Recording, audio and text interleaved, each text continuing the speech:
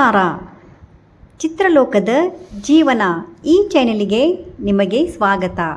ನಾನು ನಿಮಗೆ ಇವತ್ತು ಹಾಸ್ಯ ನಟ ಹಾಗೂ ನಿರ್ದೇಶಕ ನಿರ್ಮಾಪಕರಾದ ಮುಸುರಿ ಕೃಷ್ಣಮೂರ್ತಿಯವರ ಜೀವನದ ಬಗ್ಗೆ, ಅವರ ಅಭಿನಯದ ಬಗ್ಗೆ ಹಾಗೂ ಅವರ ಜೀವನದ ಕೊನೆಯ ದಿನಗಳ ಬಗ್ಗೆ ಹೇಳುತ್ತೇನೆ.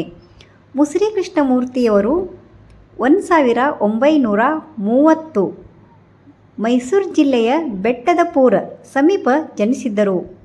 ಬಾಲ್ಯದಿಂದಲೇ ಇವರಿಗೆ ಸಂಗೀತ ಮತ್ತು ಅಭಿನಯದ ಮೇಲೆ ಅಪಾರ ಆಸಕ್ತಿ ಇತ್ತು.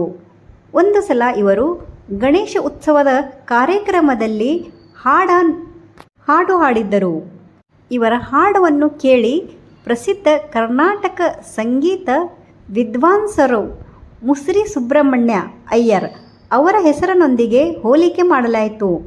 ಅಂದಿನಿಂದಲೇ ಇವರಿಗೆ ಮುಸುರಿ ಕೃಷ್ಣಮೂರ್ತಿ ಎಂಬ ಹೆಸರಿನಿಂದ ಪ್ರಸಿದ್ಧರಾದರು.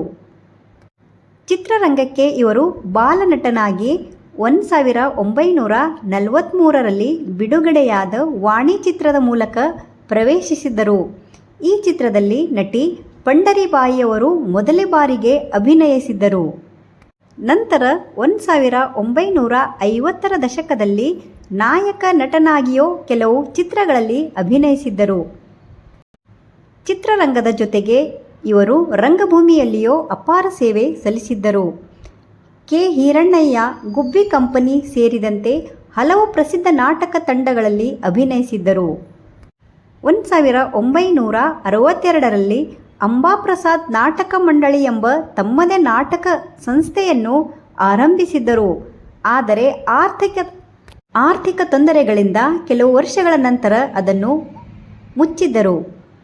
ನಂತರ ಮತ್ತೆ ಚಿತ್ರರಂಗಕ್ಕೆ ಮರಳಿ ಮುಸುರಿ ಕೃಷ್ಣಮೂರ್ತಿಯವರು ಹಾಸ್ಯ ಪೋಷಕ ಪಾತ್ರ ಹಾಗೂ ಖಳನಾಯಕ ಪಾತ್ರಗಳಲ್ಲಿಯೂ ಅದ್ಭುತವಾಗಿ ನಟಿಸಿದ್ದರು.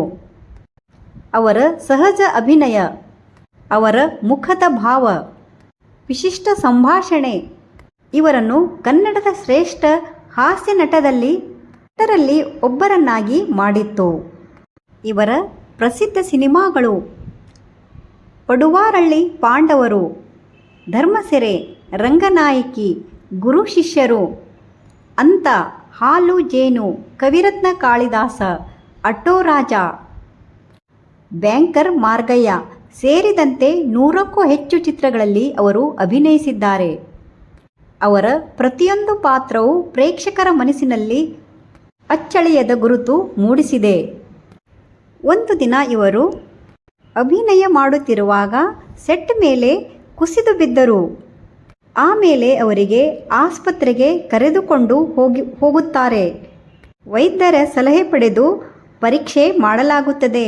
ಅವರಿಗೆ ಮಧುಮೇಹ ಕಾಯಿಲೆ ಬಂದಿರುತ್ತದೆ, ಅಂದರೆ ಡಯಾಬಿಟಿಸ್.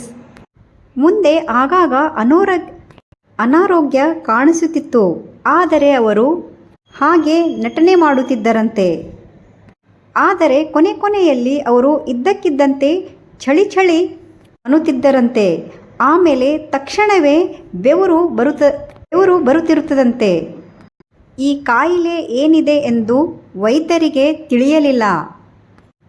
ಈ ಕಾಯಿಲೆಯಿಂದ ಅವರು ತುಂಬ ತೆಳ್ಳಗೆ ಆಗಿದ್ದರಂತೆ.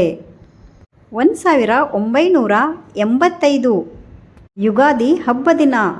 ಆ ದಿನ ಇವರಿಗೆ ಸ್ವಲ್ಪ ಅಸ್ತವ್ಯಸ್ತ ಆಗಿದ್ದರಂತೆ. ಹಾಗೆ ಸ್ವಲ್ಪ ಉಸಿರಾಟಕ್ಕೆ ತೊಂದರೆ ಕೂಡ ಕಾಣಿಸುತ್ತಂತೆ.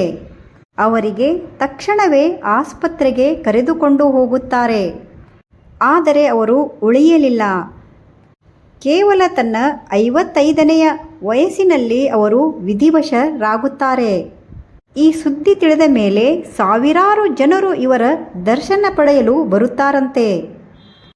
ಜನರನ್ನು ನಿಯಂತ್ರಿಸಲು ಕಷ್ಟವಾಯಿತಂತೆ.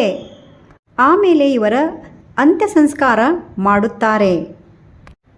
ಆದರೆ ಅವರ ಚಿತ್ರಗಳು, ಹಾಸ್ಯ ಮತ್ತು ಅಭಿನಯ ಇಂದಿಗೂ ಕನ್ನಡಿಗರ ಮನಸ್ಸಿನಲ್ಲಿ ಜೀವಂತವಾಗಿವೆ.